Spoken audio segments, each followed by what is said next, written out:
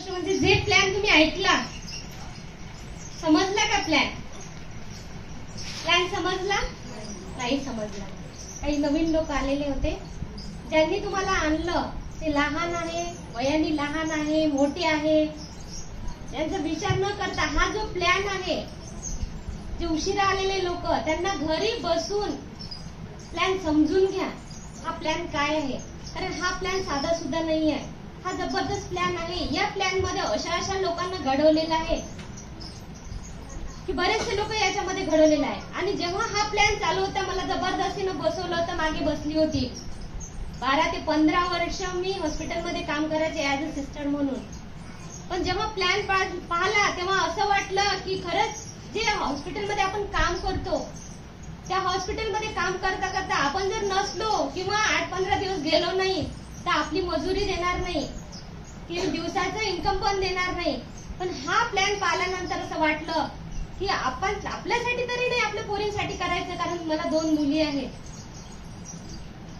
आणि ह्या मुली तेव्हा लहान होते. जेव्हा मी बिझनेस हा चालू केला ना, तेव्हा माझ्या लहान मुली होत्या. लहान मुलींना सोडून मी पार्ट टाइम हॉस्पिटलमध्ये काम करायचे आणि 2 तास 3 तास पार्ट टाइम काम करायची या बिझनेसमध्ये.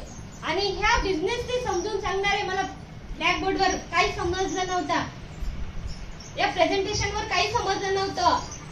आणि माझे खरंच ग्रेट गुरु प्रवीण गावंडे सरांनी मला घरी बसून हा प्लॅन समजून सांगितला. मॅडम, तुम्ही 3,000 रुपये 4,000 रुपये महिन्याचे कमावता, पण याच्यातून काय होणार आहे? होईल का काही? 3-4 हजारात काहीच नाही होणार. पण हा बिझनेस स्टार्ट केला आणि सुरुवात केली. हॉस्पिटलमध्ये काम करायची आणि पार्ट टाइम 2-3 तास काम करायची. या बिझनेस मधून या रँक पर्यंत येऊन पोहोचली 2-2 तास काम करता करता. आणि आता हॉस्पिटल सोडून दिलं आणि फुल टाइम इथे काम करते. कारण का करते? जर समजा मी नसली तर माझ्या मुली पुढे हा बिझनेस चालवतील. वारसदार सुविधा म्हणून हा बिझनेस आहे.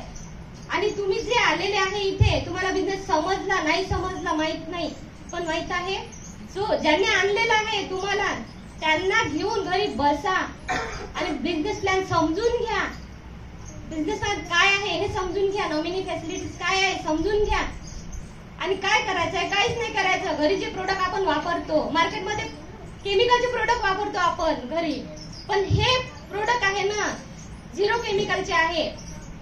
हे केमिकलचे प्रोडक्ट नाही आहेत. ते प्रोडक्ट आणा, घरी वापरा, बिझनेसचा सुरुवात करा. काय करायचंय? बाहेरच्या मार्केटमध्ये प्रोडक्ट आणतो, तेच प्रोडक्ट बाहेरच्या दुकानातून न आणता आपल्या दुकानातून आणायचं आणि बिझनेसला सुरुवात करायची. सगळे लोक आहेत सोबत. कसा करायचा बिझनेस, का करायचा तुम्ही ठरवायचं आणि बिझनेसला सुरुवात करायची. एवढंच बोलते. जय माय लाईफस्टाईल.